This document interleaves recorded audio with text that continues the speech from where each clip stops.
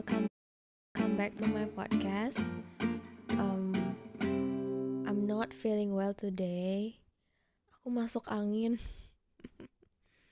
Udah gede masih masuk angin. Ternyata tidak enak sekali ya. Jadi jangan lupa makan, terus makan yang benar. Tapi karena ini adalah jadwal bertemu kita setiap hari Jumat, dan kayaknya ini yang akan membuat aku merasa lebih baik. Karena dari kemarin ya ampun aku betul-betul tiduran, pusing tiduran. Jadi aku gak sabar bacain cerita hari ini. Halo, Annyeong Paus, Annyeong. Jadi aku dan dia udah bareng jalan 1,5 tahun. Kami seumuran kami dulu temen SD. Yang setiap pagi aku kalau berangkat ke sekolah jalan kaki pasti selalu lewat depan rumahnya dan pulang juga rame-rame sama dia juga. Lama gak kontekan, tiba-tiba pas tahun 2022 kemarin dia deketin aku karena aku nge-like story dia dan dia baper. Awalnya aku ragu banget mau nerima dia karena aku udah 5 tahunan nutup hati. Sampai akhirnya aku berani ambil keputusan untuk nerima dia. Sampai ada kejadian suatu malam kemarin kami keluar buat sekedar cari makan dan ternyata dapat makanan yang gak terlalu enak buat dia, jadi dia bad mood banget. Sepanjang perjalanan pulang dia diem aja dan FYI dia tipe orang yang kalau marah diem, soalnya katanya dia takut ngomong yang enggak ke aku. Oke, lanjut. Selama dia diem aku berusaha buat ngajak ngobrol dan masih dijawab juga tapi secukupnya aja. Aku berusaha menghibur tapi ternyata dia kurang terhibur. Sedih banget. Dia bilangnya terhibur tapi aku bisa lihat dari ekspresinya kalau sebenarnya enggak. Hubungan aku sama dia sekarang tetap berjalan baik-baik aja kok. Cuma terkadang sering kepikiran aja. Masa iya tetap kayak gini terus?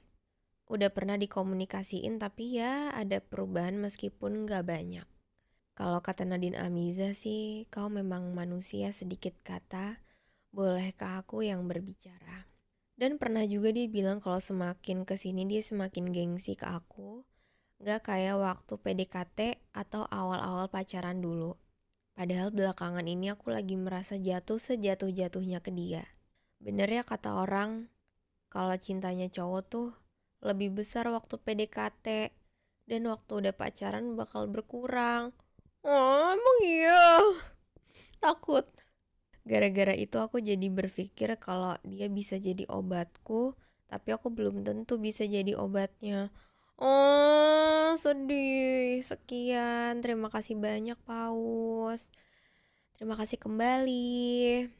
Pesannya cukup singkat, mungkin karena udah tertulis jelas apa yang Teri ini rasakan.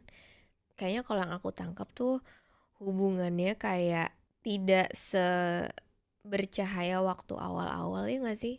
Tapi kalian pernah gitu juga gak sih? Atau jangan-jangan bener nih kata si Mbak Teri ini kalau cintanya cowok itu lebih besar waktu PDKT dan waktu udah pacaran bakal berkurang. Jujur aku jadi takut nih.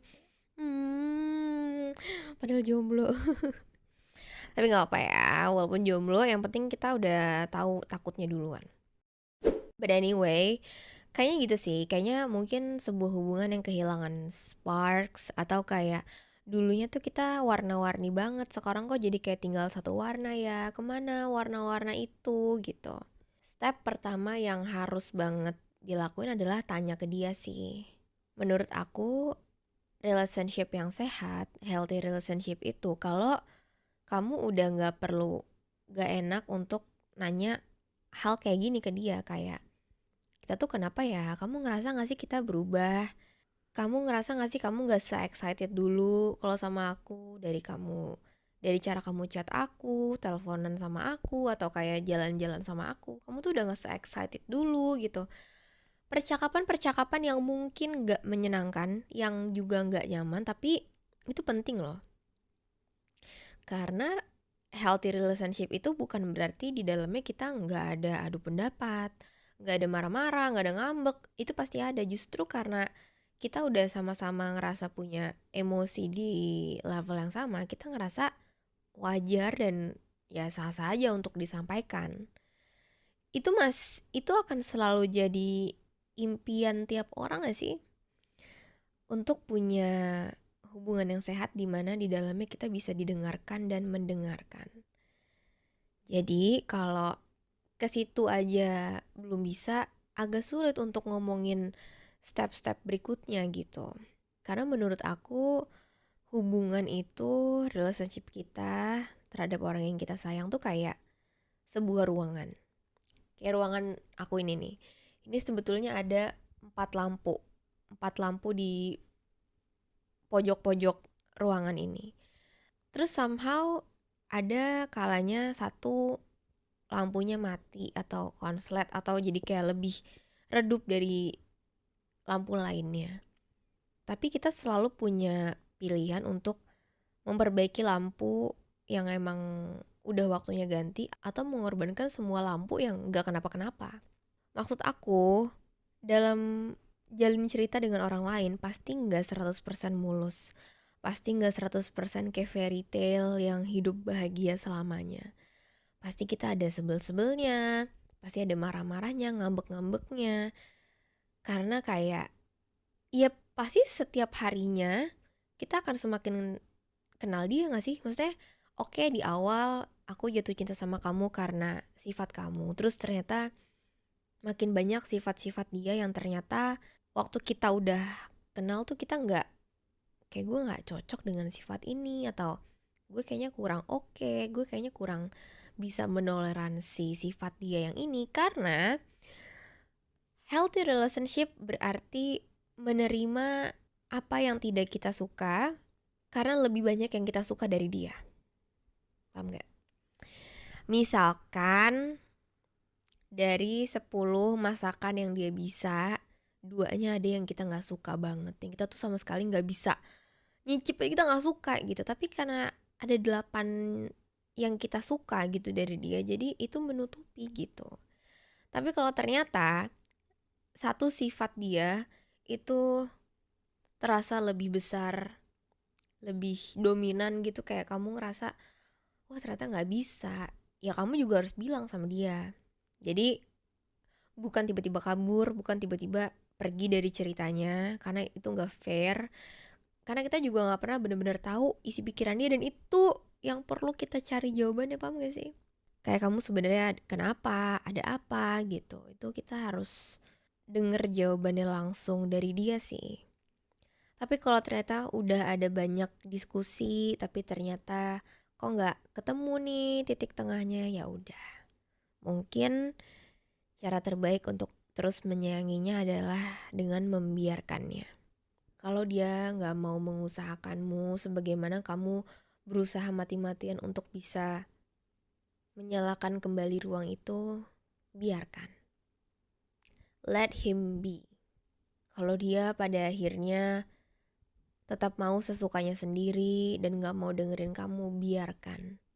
Kalau dia pada akhirnya tetap maunya kayak gini, gak jelas, bikin kamu kesiksa sendiri, maksudnya berdua tapi kayak ngerasa sendirian, biarkan. Biarkan dia menunjukkan dirinya yang sebenarnya kepadamu. Supaya kamu tahu bahwa kamu deserve someone's better than him. Kamu berhak mendapatkan yang jauh-jauh lebih baik. Dan nanti kalau kamu udah mengetahui semua itu, kamu gak boleh lari dari apa yang kamu tahu. Realita tuh emang kadang-kadang menyebalkan, tapi kalau kita selalu tutup mata dan tutup hati kita juga gak bantu apa-apa. Jadi menurut aku biarkan aja sih. Kalau nanti dia membiarkan kamu pergi, padahal kamu udah berjuang segitunya, kalau nantinya dia amit-amit akan memilih orang lain, biarkan dia melakukan apa yang dia mau. Supaya kamu tahu dia tuh sebenarnya kayak apa. Sometimes that's the point sih. Supaya kita tahu alasannya kenapa Allah gak menyatukan kalian bersama. Karena kita lagi disiapin sama orang yang jauh lebih baik. Besides, pada akhirnya kita gak pernah benar-benar punya dia, dan sebaliknya sih. We're not belong to him. You are not belong to him.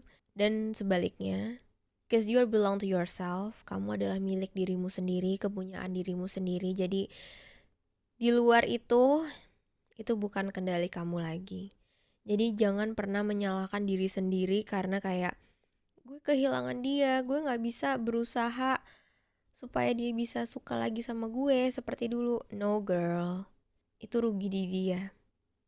Jadi jangan ngerasa kayak apakah gue yang kurang. Enggak, kamu yang terlalu cukup. Jangan pernah melupakan itu hanya karena orang yang gak tepat. Dan ngomongin soal dia bisa jadi obatku tapi aku belum tentu bisa jadi obatnya, aku 100% setuju.